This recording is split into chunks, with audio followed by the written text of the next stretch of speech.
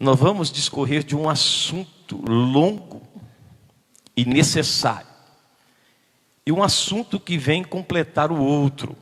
Nós estaremos falando em primeira parte sobre o Armagedon.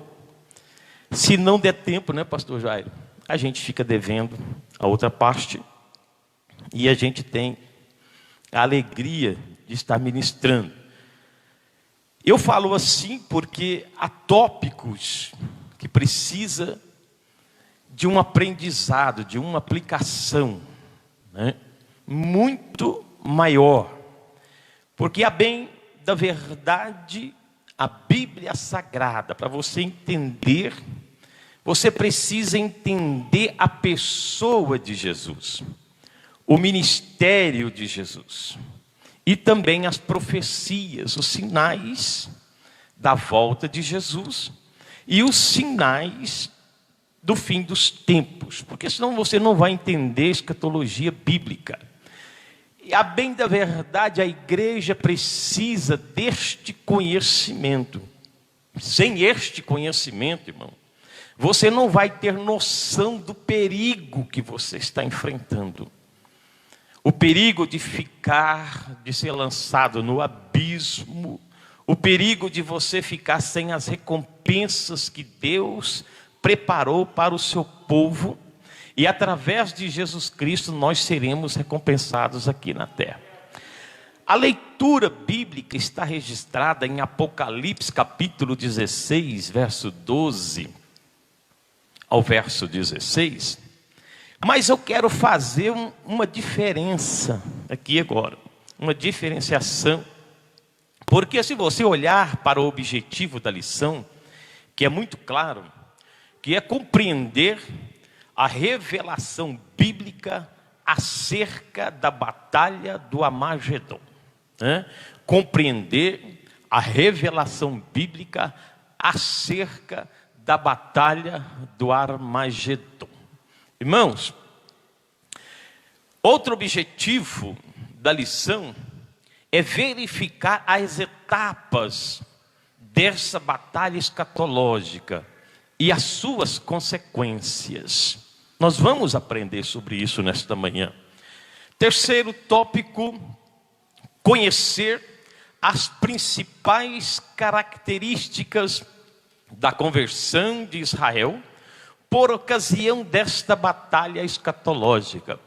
Como que se dará a conversão de Israel mediante a batalha do Armagedon?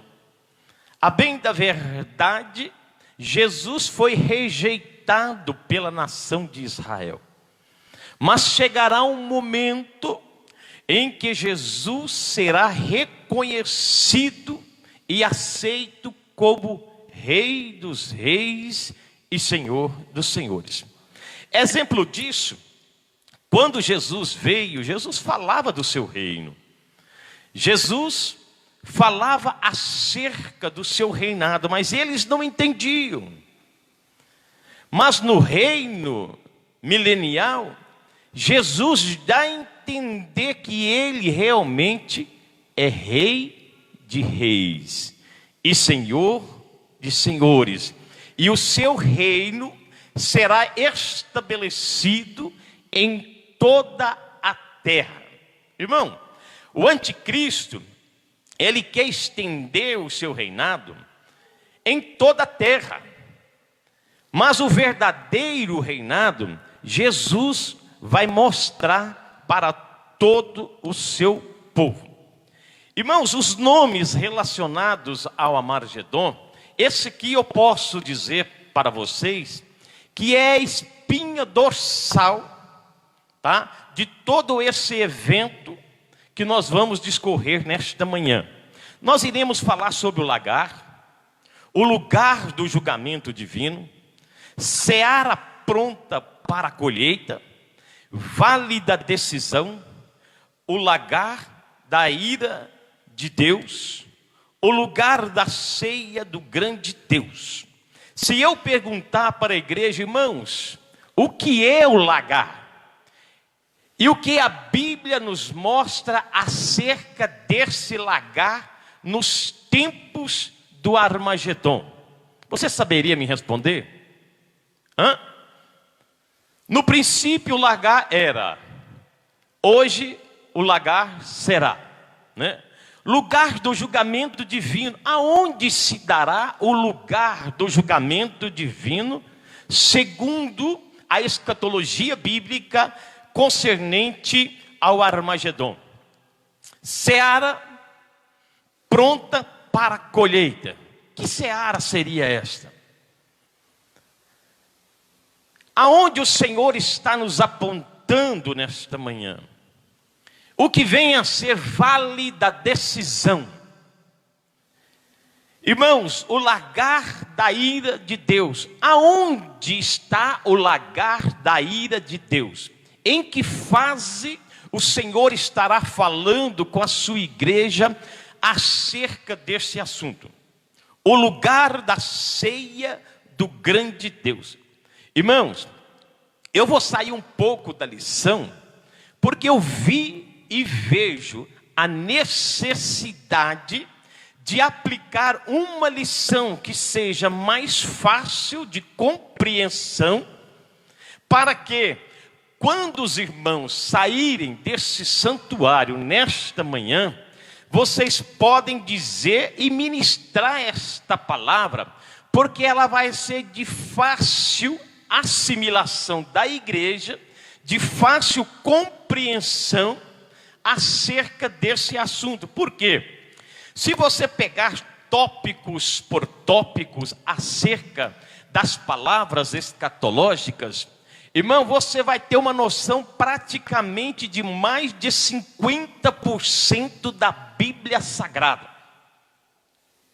Por isso a necessidade da igreja entender o Apocalipse. Por isso que a igreja deve se aplicar no livro de Apocalipse. E eu me coloco à disposição. Sempre que tiver alguma dúvida, pode me mandar o WhatsApp. Inclusive, eu estive com o meu jovem ali, e nós discorríamos de alguns assuntos, e eu fiz algumas perguntas, né? Ele correu, mas amém. Mas eu vou pegar ele, de jeito, pode ter certeza disso, né? Tem uma perguntinha que você não me respondeu, tá? Mas assim, ninguém é dono da verdade, bem da verdade, né? Nós estamos sempre propensos a estar aprendendo acerca da palavra de Deus. Ceifa. O que significa ceifa, irmão? Alguém poderia levantar a sua mão e dizer: pastor André, ceifa significa... Sim, Guilherme. Colheita. Amém. Se você trouxe caneta, anota aí. Ceifa. Abater. Cortar. Arrebatar a vida. Ou seja, tirar a vida. Viu? Ceifa, abater, cortar, arrebatar a vida, tirar a vida. Vamos para o tópico da visão do Armagedon. É muito interessante, irmão. Primeiro nós temos um pouco de conhecimento acerca da visão, acerca do Armagedon. E eu disse para você que eu sairia um pouco da apostila. Eu gostaria que você que está com a Bíblia Sagrada, abra comigo no livro do Apocalipse, capítulo 14, para que você tenha uma maior compreensão acerca do Armagedon. Quando se falar do Armagedon, você já vai direto para Apocalipse de número 14. Viu? Apocalipse de número 14. Pode melhorar, irmãos. Apocalipse de número 14. Verso 14 ao 20. Tá? Estou usando, irmãos, de uma didática para que haja assimilação. Viu? Para que você venha entender, para que você venha guardar. O uso da leitura está em Apocalipse de número 14, verso ao verso 20. Amém. Olhei, e eis uma nuvem branca, e sentado sobre a nuvem, um semelhante a filho do homem, tendo na cabeça uma coroa de ouro, e na mão uma foice afiada. Outro anjo saiu do santuário, gritando em grande voz para aquele que se achava sentado sobre a nuvem: tome a tua foice e ceifa. A palavra aí, ceifa, pois chegou a hora de ceifar, visto que a seara da terra já amadureceu. Vamos dar uma pausa aí, irmãos. Se você quiser marcar na sua Bíblia, eu faço isso, tem pessoas que não gostam, a gente respeita naturalmente, tá? A palavra olhei. A palavra olhei, ela tem uma conotação, tá? E você vai marcar aí atenção. Olhei, atenção. Ei, olha para cá. Ei, atenção, tá? Nuvem branca. Olhei, atenção, e eis uma nuvem branca. Nuvem branca aqui significa pureza. Pureza. E sentado sobre a nuvem significa poder. Poder. Você consegue sentar sobre uma nuvem? Sim ou não? É claro que não, né? E você vai entender logo na sequência. Um semelhante a filho do homem, ou seja, autoridade. Filho do homem. Ei, você é filho de quem? Do homem, tá? Aqui representa autoridade. Tendo na cabeça uma coroa de ouro, ou seja, realeza, rei, trazendo na cabeça uma coroa de ouro. Aqui ele já é rei, simboliza realeza. E na mão uma foice afiada. Irmãos, é uma ferramenta que já está preparada. Foice afiada, foice ferramenta, afiada, preparada. E aquele que estava sentado sobre a nuvem passou a sua foice sobre a terra, e a terra foi cefada. Então saiu do santuário que se encontra no céu. Por que se encontra no céu? Porque há dois santuários, irmão. Um santuário é justamente aquele que foi profanado pelo anticristo aqui na terra. E existe outro santuário que é aqui apresentado pelo céu. Um santuário terreno e um santuário celestial. Outro anjo, tendo ele mesmo também uma foice afiada, saiu ainda do altar outro anjo, aquele que tem autoridade sobre o fogo, e falou em grande voz ao que tinha a foice afiada. Espera aí, falou com grande voz para aquele que tinha a foice afiada? Aquele que detém a foice que está pronta para ser usada é a pessoa de Jesus. Aquele que se assenta na nuvem é aquele que tem poder, Jesus. Aquele que tem a coroa é aquele que tem o poder. É aquele que é rei, que é Jesus Cristo. Mas como que esse anjo vai falar com uma voz altiva, irmão? Nós vamos aprender isso nesta manhã também, em nome de Jesus. Ele disse: toma a tua foice afiada e ajunta os cachos, guarda essa palavra, cachos da videira da terra, porquanto as suas uvas estão amadurecidas. Eu disse lá acerca de estar pronto. Se você voltar lá no primeiro versículo, lá embaixo, já amadureceu. Já amadureceu quer dizer, chegou o momento, já está pronto para a colheita. Terminando. Então o anjo passou a sua foice na terra e vindimou, nós vamos aprender sobre isso também, a videira da terra, e lançou-a no grande lagar. Nós vamos falar sobre isso, foi o que nós comentamos no começo, da cólera de Deus. E o lagar foi pisado fora da cidade. Vocês entendem aí, irmãos? Quem não conseguiu entender, o lagar foi pisado fora da cidade. Que lagar é esse? Que posição geográfica é esta? Que cidade é esta? Aqui, irmão, está tudo que você precisa para você decifrar acerca da batalha do Amargedon, tá?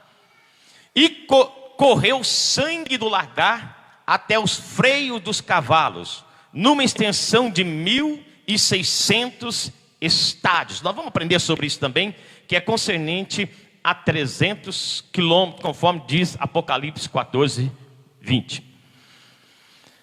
Meus irmãos, se você pegar a palavra olhei, indica que a visão tida por João agora é de sobremodo magnífica. João teve uma visão que foi extraordinária. Na vez anterior, quando se expressou assim, ele teve a visão do cordeiro que estava de pé. Mas de pé aonde? Sobre o monte Sião. É importante que nós tenhamos a compreensão. Mas por que, pastor André? Porque na ocasião do monte Sião, estava aqui os 144 mil selados de Israel.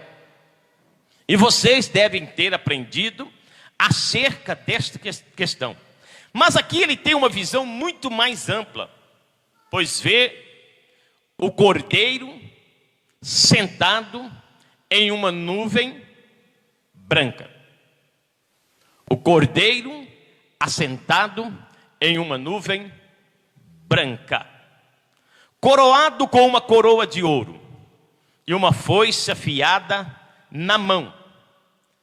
Significa que João procura descrever a volta do Senhor Jesus aqui em glória e descrever também a volta do Senhor Jesus em majestade. Mas para que isso? Para executar o juízo sobre a terra. Mas por que este juízo sobre a terra? Sobre toda a humanidade rebelde e também o juízo sobre o anticristo e o falso profeta. Por quê? Porque dentro da formação do Armagedon, eu vou antecipar um pouquinho para os irmãos, é dentro desta ocasião que o anticristo e o falso profeta vão sair de cena. Mas de que forma? Quando eles forem lançados no lago de fogo e enxofre. E lá não vão mais sair. Por quê? Não existe no lago de fogo, irmãos, porta de saída. Quem é lançado no lago de fogo, a princípio, o anticristo e o falso profeta, eles não irão sair, porque não tem porta de saída, somente uma porta de entrada, em que o Senhor Jesus sabe muito bem qual é essa porta. Somente Jesus é capaz de identificar, de achar esta porta.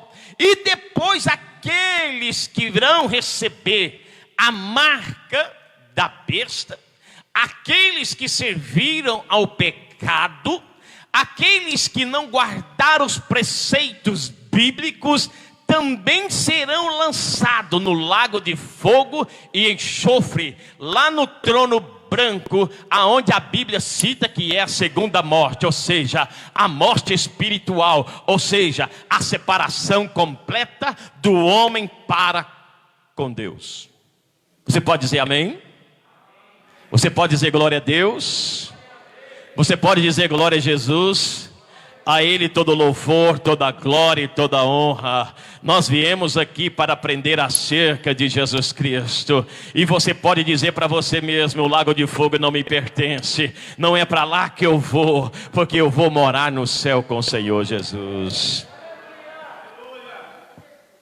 Irmãos, é por isso que o apóstolo João vê primeiro o poder do Filho de Deus em movimentação.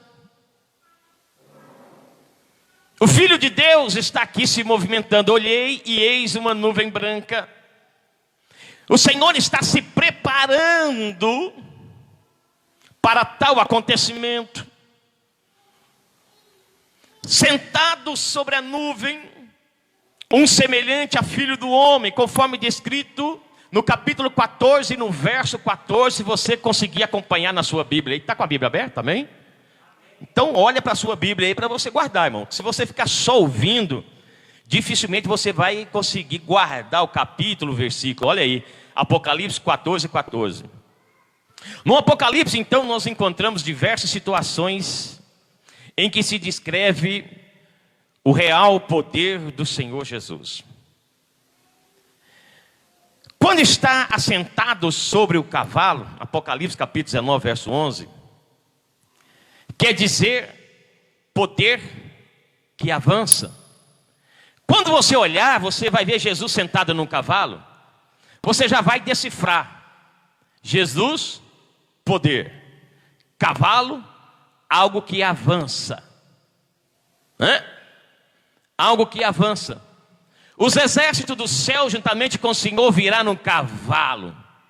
Ele vai estar avançando sobre as tropas inimigas, avançando para a peleja, ou seja, para a conquista. E nós vamos estar com o Senhor Jesus avançando para a peleja e para a conquista, para a glória de Deus. Irmãos, quando você vê Cordeiro está sentado no trono, o significado é Senhor Jesus sentado no trono. O poder que repousa, sentado. Sentido de repouso. Se você ficar de pé, você vai cansar, mas quando você se assenta, você descansa o corpo. Quando você lê na Bíblia Jesus assentado no trono, você vai dizer para você mesmo: Jesus repousa, que é um estado de repouso, que é poder repousante. E quando está sentado numa nuvem, significa que está pronto para a execução do juízo. E foi isso que João viu. Jesus assentado numa nuvem, com a coroa de ouro na cabeça e com uma foice afiada. Jesus então aqui está pronto para avançar. Mesmo assentado descansando, mas Jesus está vindo para mostrar a execução do seu juízo sobre a terra, conforme está descrito no livro do Apocalipse capítulo 14, do versículo 14. Jesus está voltando, irmão. O juízo de Deus está determinado sobre a terra. Aquele que crê, aquele que espera e aquele que lava suas vestes no sangue do Cordeiro, esse sim será salvo, será separado da ira de Deus. Não resta a menor dúvida, irmão, que se você entender o livro de Daniel, o profeta Daniel, praticamente você vai entender. Eu não vou dizer recado, mas eu vou dizer a palavra profética da parte de Deus para a minha vida e para a sua vida. Pastor, então eu devo estudar o livro de Daniel? Sim. Mas não é só o livro de Daniel. Por quê? O Senhor diz assim: eu sou o alfa e o ômega, o princípio e o... Desde o princípio o Senhor está falando do seu reino. Desde o princípio da Bíblia, né, pastor Jairo? O Senhor está mostrando acerca do seu reino, acerca da sua vida, acerca de tudo que se deve fazer para estar acompanhando o Senhor Deus na pessoa bendita de Jesus Cristo. Não resta a menor dúvida de que a pessoa sentada sobre a nuvem é o Senhor Jesus Cristo, pois o profeta Daniel fez alusão a ele, e o próprio Senhor Jesus se referiu a esse mesmo dia, e nós vamos entender agora. Se você puder, abra comigo Daniel capítulo 7, verso 13 e 14, ou se não, se vocês quiserem projetar aqui, irmão, pode ficar à vontade, porque a igreja vai acompanhar com mais facilidade, e haverá assim então maior entendimento acerca dessa questão. Daniel capítulo 7, verso 13 e 14, olha a profecia de Daniel. Eu estava olhando nas minhas visões da noite, e eis que vinha com as nuvens do céu.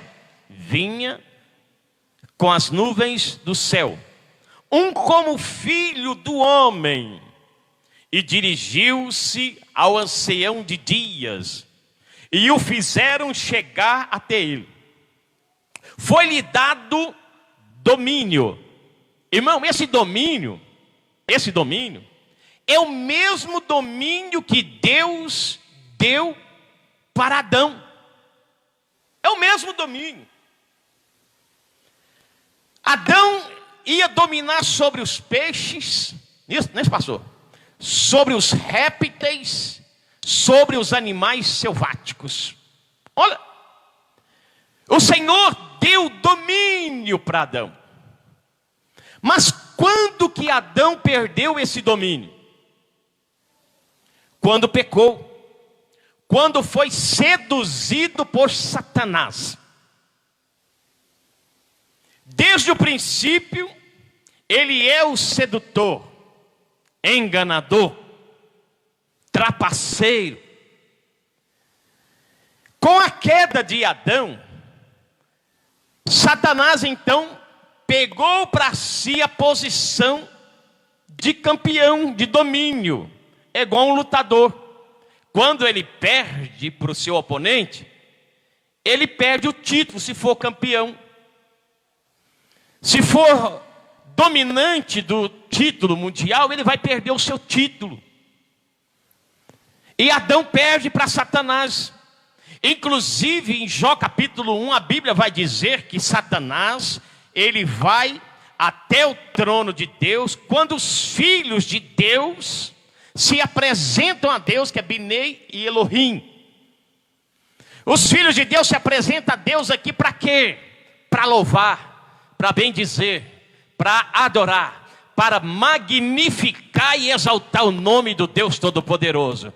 Aí o Senhor vê Satanás entrando e diz: de onde tu vens? De andar pela terra e passear por ela. Isso é posição de domínio. Por quê?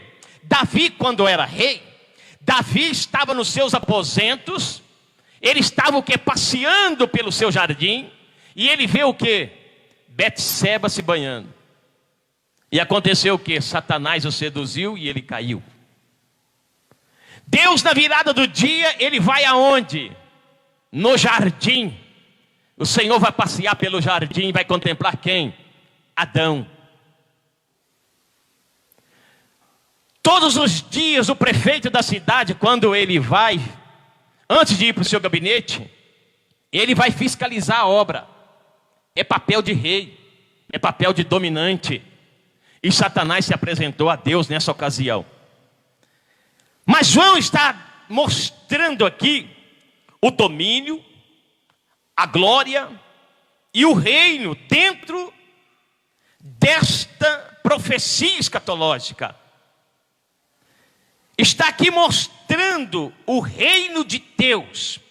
E qual foi o maior reino antes do reino de Jesus? Citado. O reino de Salomão. Não é o que diz a palavra de Deus em Mateus capítulo 12, verso 42? O próprio Senhor Jesus vai bater no peito e vai dizer: eis aqui alguém que é maior do que Salomão. Por quê? O reino de Jesus é reino milenar, e depois o reino dele é reino eterno, e nós somos sacerdotes de Deus, e nós compareceremos diante do rei, para estar apresentando o sacrifício todos os dias. Glória a Deus. Então aparecerá no céu o sinal do Filho do Homem, todos os povos da terra se lamentarão, e verão o Filho do Homem vindo sobre as nuvens do céu, com poder e muita glória, conforme descrito em Mateus capítulo 24, do versículo 30. Irmão, por que a junção desses livros? Porque são livros proféticos. São livros que estão mostrando a pessoa bendita de Jesus Cristo. São livros que estão mostrando aí cerca de 700, 800 ou mais anos acerca do reino de Jesus Cristo, acerca da batalha do Armagedon, em que Jesus vai voltar e vai mostrar para toda a nação de Israel que Ele é Senhor sobre toda a terra. Maravilha. Meus amados irmãos, além de tudo isso, o que mais poderia vir sobre nuvens, tendo uma coroa na cabeça, uma foice afiada, pronta na sua mão? O Senhor Jesus é o único Rei dos reis, ou Rei de reis. É o único. Ele é o único Senhor dos senhores. Senhores aqui é patrão, é aquele que manda. E Jesus é o único Senhor daqueles que mandam. Senhor dos reis, Senhor dos senhores, Rei de reis e Rei de senhores. É Ele que manda. Jesus deu a ordem, está dado. Cabe a nós como igreja estar obedecendo a voz do Senhor Jesus. Ô irmão Guilherme, na hora que tiver que mudar, você me avisa aí. Entendeu? Vou dar uma corrida aqui, mas irmãos, é como que é impossível fazer vocês entenderem em apenas 30 minutos, tá? É apenas 30 minutos, é muito pouco. A foice afiada está erguida na mão, não para recolher frutos. Você já viu aquele desenho, às vezes passa na televisão, ou você vê em algum jornal aí, um desenho da morte? Ela tem um capu na cabeça, na mão tem uma foice. Para que aquela foice?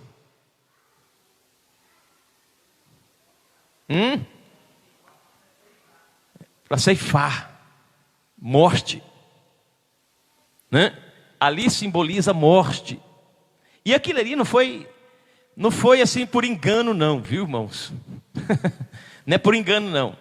Aqui é para ceifar frutos, para ceifar o que não presta. Jesus vai ceifar o que não presta. Ele é um instrumento de juízo aqui, da vingança divina que prepara a terra. Mas está preparando a terra para quê? Para os 1000 anos. 1000 anos de paz. A foice aqui, segundo a Bíblia, não é utilizada para recolher os frutos.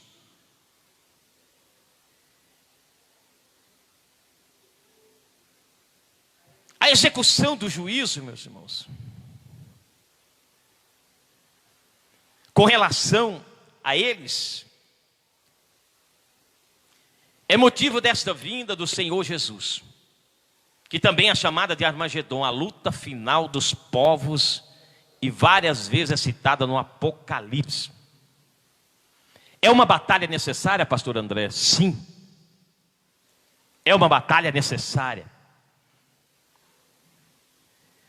Irmãos, no Apocalipse 14, 15, se você ainda estiver aberto aí, outro anjo saiu do santuário gritando em grande voz para aquele que se achava sentado sobre a nuvem, né? Outro anjo saiu do santuário gritando em grande voz para aquele que se achava sentado na nuvem. Quem é que estava sentado na nuvem? Jesus. Então o anjo falou em alta voz. Espera aí, vamos entender. Toma a tua foice e ceifa, pois chegou a hora de ceifar, visto que a seara da terra já amadureceu, né? No verso 15 do Apocalipse 14. O grito desse outro anjo não é aqui num tom imperativo. Não é ele que está imperando. Não é no tom imperativo. Pois como um anjo poderia dar ordem ao Senhor da glória? Como? Porque o Senhor é que manda, nós aprendemos aqui, é Ele que dá ordem e nós apenas executamos. Porque todo o poder foi dado a Ele, toda a autoridade foi dada a Ele. Também não se trata de uma ordem dada do trono. Porque o Pai confiou o julgamento ao Filho, quando disse lá em João 5, 22, né? Evangelho de Jesus, segundo escreve João capítulo 5, verso 22, Deus diz do seguinte modo: e o Pai a ninguém julga, mas ao Filho confiou todo o julgamento. O julgamento está na mão de Jesus Cristo, foi confiado pelo Pai. É por isso que o Senhor Jesus sonda o coração. É por isso que no dia da Santa Ceia o Senhor está dizendo: julgue o homem a si mesmo, para não ser julgado com o mundo. Porque Jesus vai julgar a mim, Jesus vai julgar você. Jesus está aqui nesta manhã, julgando a minha obra, julgando a sua obra, julgando o meu coração, julgando o seu coração, julgando a minha mente e julgando a sua mente. Mas se você conserva as suas vestes lavadas no sangue puro de Jesus, com certeza todo pecado será perdoado. A presença do eterno Cristo, ela reinará sobre a sua existência, e nós seremos guardados pela pessoa de Jesus. De fato, esse grito com grande voz é na verdade um clamor, um pedido veemente. Certa vez uma parente diz assim, numa reunião familiar: eu estou invocado, porque eu moro perto de uma igreja evangélica, e aqueles crentes gritam, eu não sei por que gritam tanto. Deus não é surdo. E eu fiquei invocado com aquilo, irmão. Irmão, eu sou atalaia. Eu falo mesmo, irmão. Eu disse assim: você sabe o que significa grito? E ela falou assim: o que significa? Eu disse: clamor. Quando o Senhor diz clama a mim, o Senhor está dizendo grita a mim. Quando João está dizendo assim que o sangue dos mártires clamarão, o sangue dos mártires estarão gritando, irmão. E quem aguenta por muito tempo ouvir o grito? Ei, irmão, o grito é para incomodar. Ei, toda vez que você estiver em desespero, em aflição, começa a clamar, começa a gritar, e certamente o Senhor ouvirá o grito, o clamor do seu povo.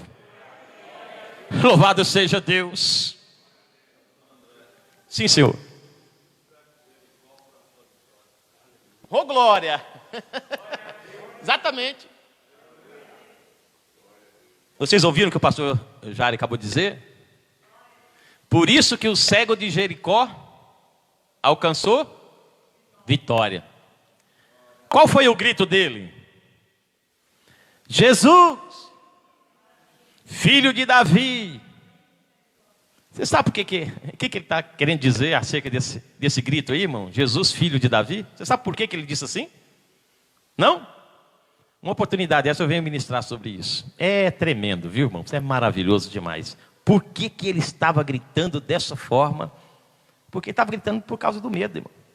Viu? Porque teve um episódio assim, e esse episódio ficou muito marcado no meio do povo. De fato, esse grito com grande voz é, na verdade, um clamor. ou um pedido veemente vindo do santuário e reconstruído em Jerusalém, no qual o anticristo se assentou, ostentando-se como se fosse o próprio Deus, mas não é Deus nunca, né? Irmão, qual santuário seria esse se há dois santuários? E eu acabei de dizer aqui, né? Um é na terra, que foi profanado pelo anticristo, e o outro é no céu, aonde o ancião de dia virá, né? Vou até pular esse assunto aqui, que eu já até disse, né? O grito desse anjo seria então como o clamor do sangue de Abel também, né? Porque o sangue de Abel clamou, né, pastor Jairo? Clamou e chegou até Deus. Clamou por justiça. Irmãos, o profeta Joel também lança uma profecia da parte de Deus acerca da seara. Se você quiser acompanhar, Joel capítulo 3, verso 13, o profeta Joel também registrou: lançai a foice, porque está madura a seara. Vinde, pisai, porque o lagar está cheio, os seus compartimentos transbordam, porquanto a sua malícia é grande. É justamente, irmão, com o grito do anjo que começa aqui a ceifa, ou seja, o juízo. E aquele que estava sobre a nuvem passou o quê? A foice e ceifou. Começa aqui o juízo. Este é o sinal para a grande ceifa. Agora começa a hora do juízo sobre a besta e os seus adoradores. Começa aqui o juízo, irmão. Você vai entender agora o Armagedon. Aqui também, nessa ocasião, termina o período da graça. Acaba aqui. Agora o negócio não é mais graça. O negócio aqui agora é juízo. Não tem mais aqui o favor imerecido. O favor que nós não merecemos. Quando o Senhor começa a tratar com Israel, podando, o Senhor está dizendo que está começando o período do juízo. E esse período é um dos períodos mais catastróficos para a nação de Israel. Aqui virá o cálice da ira de Deus que será derramado sobre todos. Por quê, pastor André? Porque eles rejeitaram a pessoa de Jesus. Irmão, a ceifa está mostrando aqui que é chegada a consumação do século. O apóstolo João vai dizer: passou sua foice sobre a terra, no verso 16, e a terra foi ceifada. É porque a era da graça está definitivamente concluída, acaba aqui. Também o Senhor Jesus disse: a ceifa é a consumação do século, conforme descrito no Evangelho de Jesus, segundo escreveu Mateus, capítulo de número 13, do verso 39. Este é o curto, mas gravíssimo conteúdo da visão de João sobre o Armagedon. A luta final dos povos, que é descrita detalhadamente no capítulo 9 e 16 do Apocalipse. E nós estamos fazendo uso do capítulo 14. Vindima. O que vem a ser a vindima? Muito importante ter este conhecimento, irmão. Vindima é colheita. Vindima é colheita. Vocês pegaram, hein? Amém? Aprenderam? Vindima, colheita. Nós falamos sobre a ceifa. Agora estamos falando sobre a vindima, para que haja então um pouco de noção, tá? lá no capítulo 14, 17 e 18, estão dizendo acerca dos cachos da videira da terra, porquanto suas uvas estão amadurecidas. Temos aqui o mesmo procedimento do versículo 15 e do versículo 16. Olha aí na sua Bíblia. Com uma diferença: a vindima. No parágrafo anterior, eu vou dizer para vocês que o apóstolo João nos dá a visão da ceifa. Viu?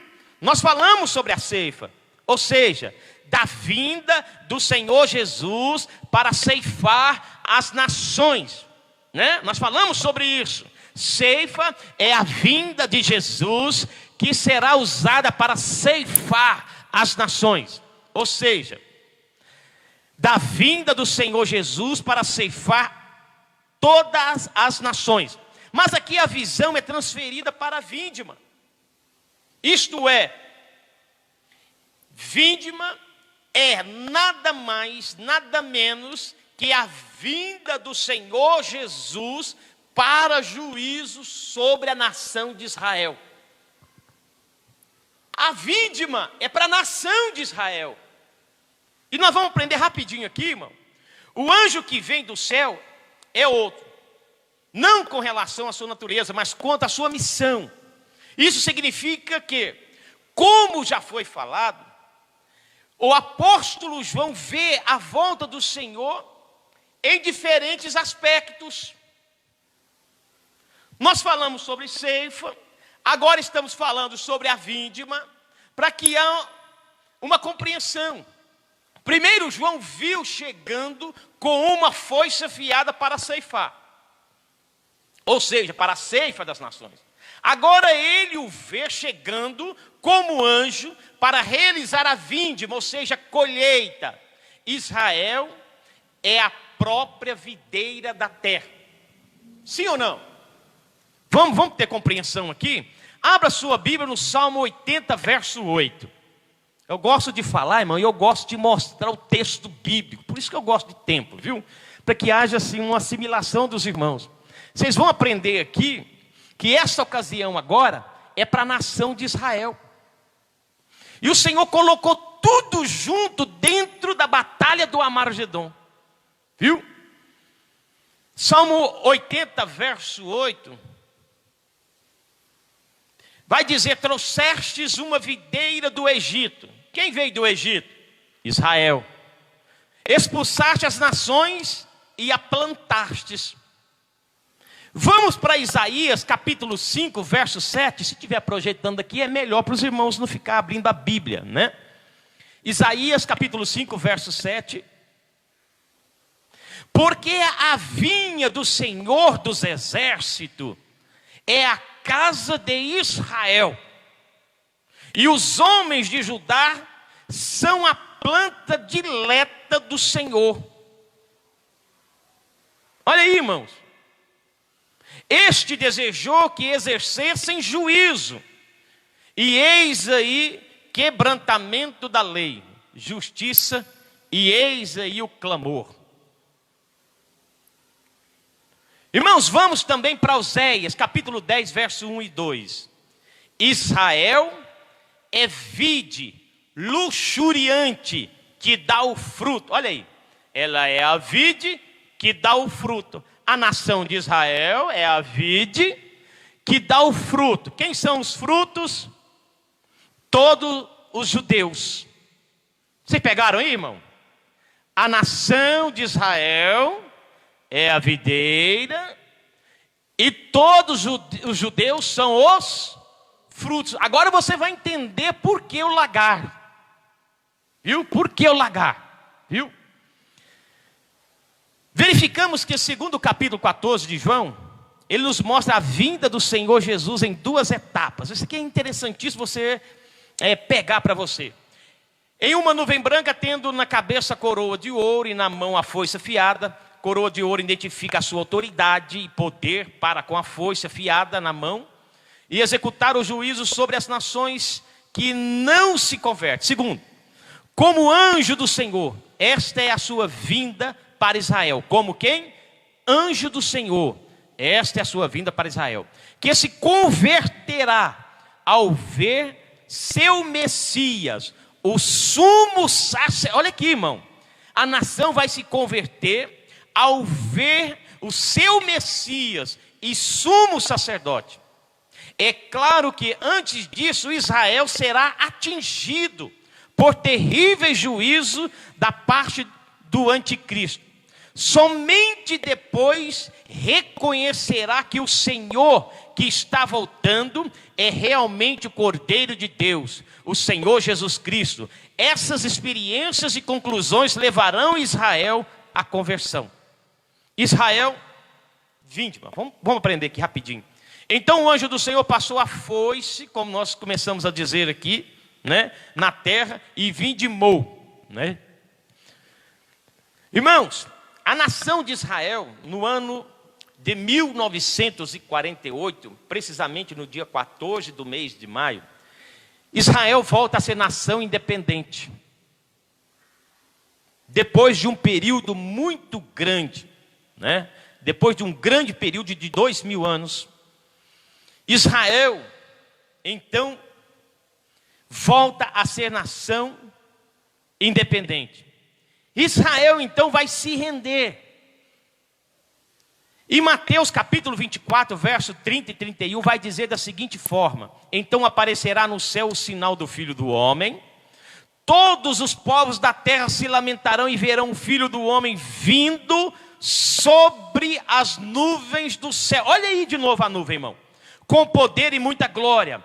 E ele enviará o seu anjo com grande clangor de trombeta, os quais reunirão os seus escolhidos dos quatro ventos de uma a outra extremidade do céu. Mateus capítulo 24. Irmão, eles aqui verão. Por que eles vão ver o Senhor vindo nas nuvens? O Senhor está vindo aqui pelejar por causa da nação de Israel. Por que, pastor André? Irmão, é necessário que o Senhor lance Israel no lagar da cólera de Deus. Porque Israel escolheu assim. Porque Israel escolheu ser lançado no lagar da ira de Deus. E há uma profecia bíblica que mostra todo esse acontecimento. E nós vamos aprender aqui rapidinho, porque meu tempo está acabando. Irmãos, o Senhor Jesus, ele sabia muito bem o que estava fazendo, porque Isaías capítulo 63, verso 1 a 4, diz assim: o lagar eu pisei sozinho, e dos povos nenhum homem se achava comigo.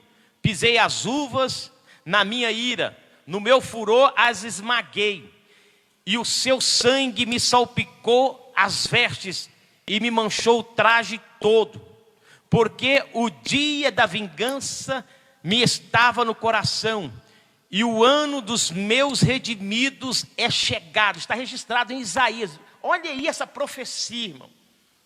Este lagar, irmão, nada mais é do que o Calvário. Esse Calvário aqui, irmão, é onde Jesus passou por tais acontecimentos. O lagar está representando aqui o lugar do Calvário. Foi lá que salpicaram as vestes do Senhor. Foi lá que se cumpriu aquilo que Israel exclamou quando acusou o Senhor Jesus diante de Pilatos. O que eles disseram diante de Pilatos? Abre a sua Bíblia no capítulo 27 de Mateus, irmão, para que haja compreensão do verso 25. Abre a sua Bíblia aí. Faça favor. Olha o tanto que o Senhor é perfeito, irmão. Irmão, é quando a Bíblia diz assim que nenhuma vírgula passará desapercebido aos olhos do Senhor, irmão. Irmão, o meu Deus guarda todas as coisas. Irmão, tudo está diante dos olhos de Deus. Se você faz alguma coisa errada, ou se você fazia, você vai consertar sua vida hoje. Porque se não tiver reconciliamento com Deus, você vai ser julgado. Vai ser julgado. Por isso que nós temos que nos mantermos íntegros. Não foi o que o Senhor diz: viste lá meu servo Jó, homem reto, íntegro e que se desvia do... Irmão, integridade. Deus priva pela integridade. Nós não podemos nos corromper, irmão. Nós temos que permanecer íntegros diante de Deus. Olha o que está dizendo em Mateus: caia sobre nós o seu sangue e sobre os nossos filhos. Jesus guardou muito bem essa palavra, irmão. Caia sobre nós o seu sangue e sobre os nossos filhos. Olha o preço. Mais 5 minutinhos, estou terminando, irmão. Então,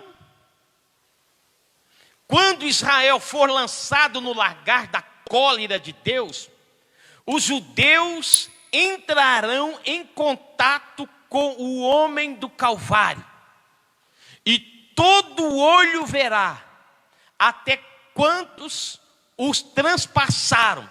Apocalipse 1,7, viu? Está dizendo isso aí. Então o sangue do Cordeiro terá efeito para eles, vendo que o Senhor está voltando com a sua foice afiada. Eles se humilharão sobre o seu juízo, eles se lamentarão, chorarão e finalmente se converterão, quando toda a nação de Israel olhar e ver Jesus voltando na nuvem, com uma coroa de ouro na cabeça, com a foice afiada, pronto para a ceifa.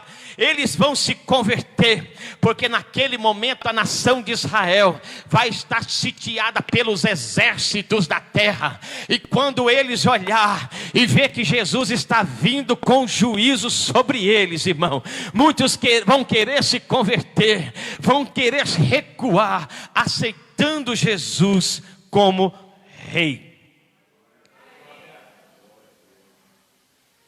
Isaías 63:4 vai dizer que o ano dos meus redimidos é chegado. Significa a redenção de Israel. Irmão, fora da cidade de Jerusalém foi derramado o sangue do Filho de Deus. Guarde essa palavra. Fora de Jerusalém foi derramado o sangue do Filho de... Aonde fora de Jerusalém? No Gólgota. A consequência terrível que nós falamos aqui, sobre o conteúdo da lição. Essa vindima e as suas consequências têm um significado terrível, que é o juízo sobre todos os povos. No Armagedon, acontecerá fora da cidade de Jerusalém. Ou seja, na planície de Meguido, também é chamado Vale de Josafá, e que haverá um cruel derramamento de sangue. É nesse lugar, no lugar do lagar, em que Jesus vai pisar as uvas. As uvas representam aqui toda a nação dos judeus. Jesus vai pisar, irmão, o suco da vide vai transbordar o lagar. Isso significa sangue, e chegará nessa batalha até o queixo dos cavalos. É o tempo da vingança de Cristo, porque eles disseram: caia sobre nós o teu sangue e sobre os nossos filhos. Jesus guardou essa palavra. A nação de Israel vai sofrer o dano fora dos limites de Jerusalém, porque o Senhor Jesus é rei sobre todos os povos, e Jesus virá para mostrar para a nação: ei, eu sou o rei que vocês recusaram, eu sou a salvação que vocês rejeitaram, e hoje através do sangue de vocês, vocês serão redimidos de todo o pecado. Entendeu por que a necessidade, irmão? Estou terminando aqui. Irmãos, Isso aqui é sentido literal, não é figurativo. Isso vai acontecer, irmão. Tem muito escatologista que não vai a fundo. Irmão, o povo só vai receber quando a palavra for a fundo, quando a palavra for disseminada, ensinada. A palavra é logos no grego. Paulo entendia acerca da palavra, porque Paulo sabia da necessidade do poder contido na palavra. Jesus está mostrando que a palavra tem poder. Jesus está mostrando aqui que eles pediram sangue. Sangue vocês vão ter. Irmão, cuidado com a palavra que sai da sua boca. Tem pessoas que estão no pecado, que estão trabalhando na igreja e pensando: se eu trabalhar na obra, os meus pecados serão perdoados. Obra não tampa pecado, obra não apaga pecado. O que apaga o pecado é o poder contido na palavra.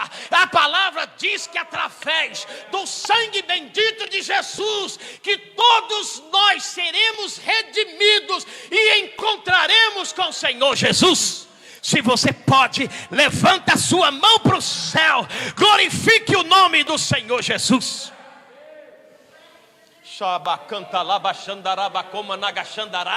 Eu sinto uma autoridade de Deus nessa palavra.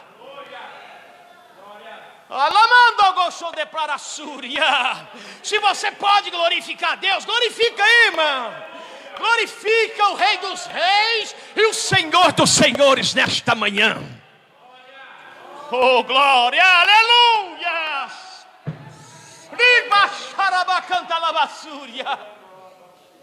Meu Jesus precioso.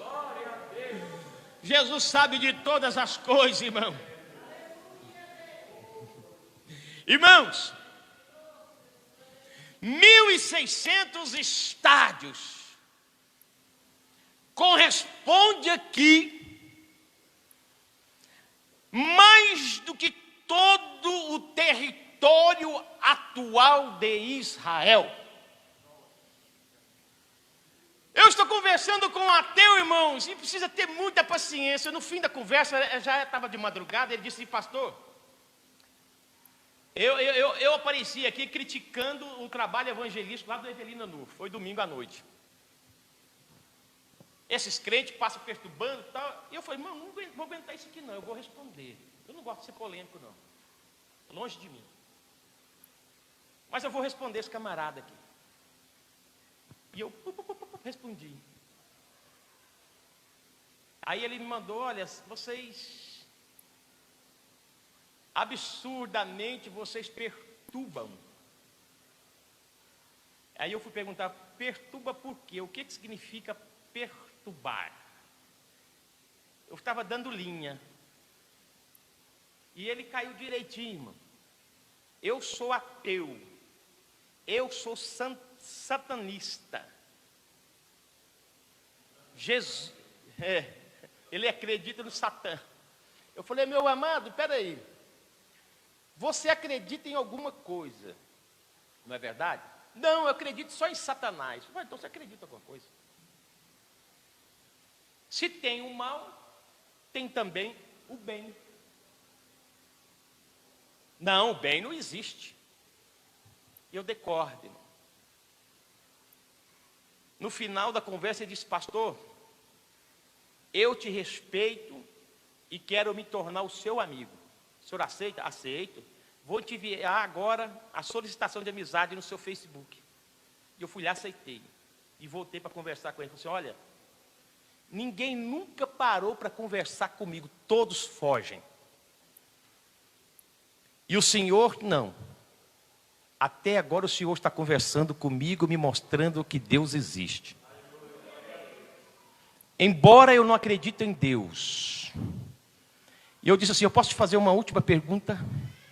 Ele disse: sim, pode. Eu disse assim: se eu estiver certo e Deus existir, e existir o céu e o inferno, para onde você quer ir? E ele disse, boa pergunta. Moral da história. Ele já começou a acreditar, porque ficou em dúvida. Nós precisamos conhecer a palavra. O sentido da palavra, o cumprimento da palavra.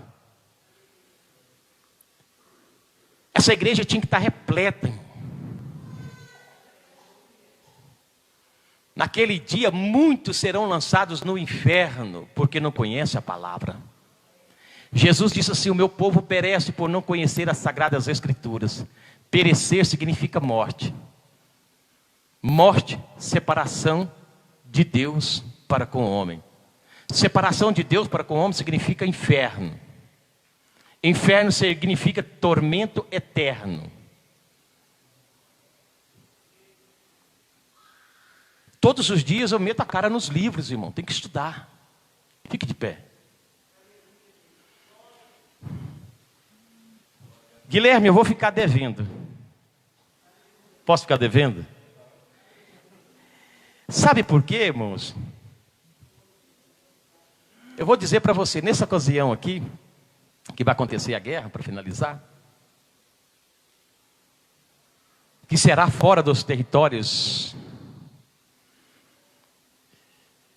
de Israel,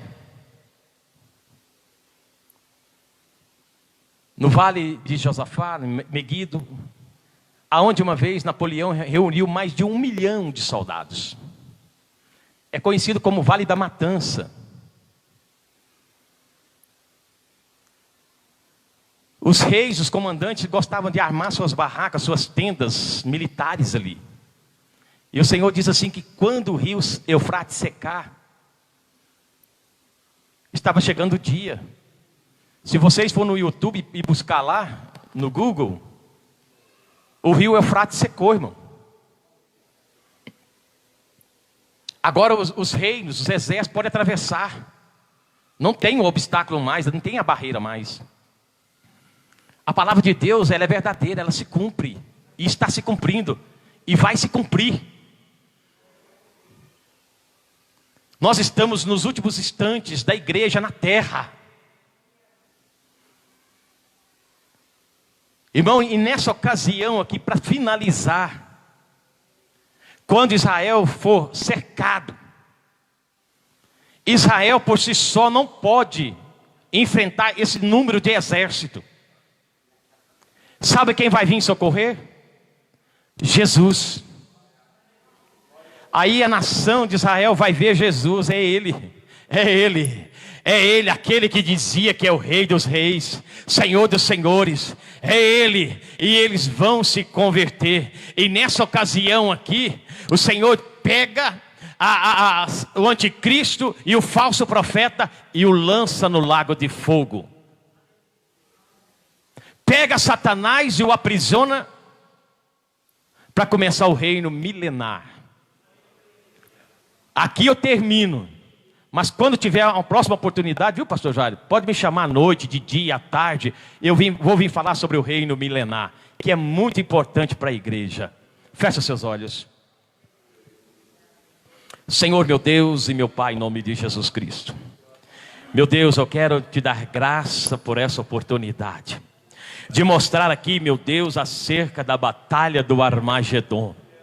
Meu Deus, que os teus filhos, Pai, possam ter compreendido e entendido acerca da sua palavra. Meu Deus, que nós possamos fazer como a nação de Israel. Meu Deus, que possamos nesta manhã reconhecer o Senhor, o seu domínio, Pai. Meu Deus, reconhecer que o Senhor é Rei, que o Senhor é Senhor, que o Senhor guarda o seu povo, que o Senhor liberta o seu povo, que o Senhor abençoa o seu povo. Meu Deus, em nome do Senhor Jesus Cristo, Pai, que os teus filhos venham guardar as suas vestes lavadas no sangue precioso de Jesus. Meu Deus, que os teus filhos tenham mais compromisso com a sua palavra logos, Pai. Meu Deus, que os teus filhos tenham mais compreensão. Meu Deus, que os teus filhos Pai, possa abrir o coração para receber o entendimento do Teu Espírito, ó Deus. Pai, que o Senhor esteja fazendo algo extraordinário no meio da Tua igreja, e que a igreja do Senhor cresça em números, cresça em graça, cresça em fé. Meu Deus, que o anjo desta igreja, Pai, possa também ser abençoado pelo Senhor. Meu Deus, que os crentes desta igreja estejam honrando o anjo desta igreja, Pai. Meu Deus, porque isso é necessário e é benéfico para as nossas vidas, Pai. Meu Deus, que haja conversão de vidas, conversão de almas. Meu Deus, que os Teus filhos estejam trabalhando, Pai. Meu Deus, que os Teus filhos estejam clamando. Meu Deus, que os Teus filhos estejam se preparando como igreja, porque nada passa desapercebido aos olhos do Senhor. Até uma vírgula será julgada. Meu Deus, que possamos permanecermos íntegros diante dos Teus olhos, Pai. Meu Deus, que possamos guardar a boa palavra da salvação no nosso coração, para não pecarmos contra o Senhor. Meu Deus, vai abençoando as famílias. Meu Deus, vai abençoando a juventude. Meu Deus, vai abençoando o círculo de oração. Meu Deus, vai abençoando o corpo de obreiros, Pai. Meu Deus, vai abençoando o anjo dessa casa. Meu Deus, em nome de Jesus Cristo, meu Deus, meu Pai, em nome de Jesus, Senhor, libero aqui uma palavra profética de salvação, de crescimento, de libertação, e que tudo isso, meu Deus, seja para a glória do Teu nome e para a glória do Teu reino, em o nome do Pai, do Filho e do Espírito Santo, e que toda a igreja diga amém, Jesus. Irmãos, que Deus vos abençoe em Cristo Jesus, tá? Me perdoe pelo horário, ainda não deu nem para terminar. Pastor Jairo, fico te devendo, viu? Em nome de Jesus, em nome de Jesus.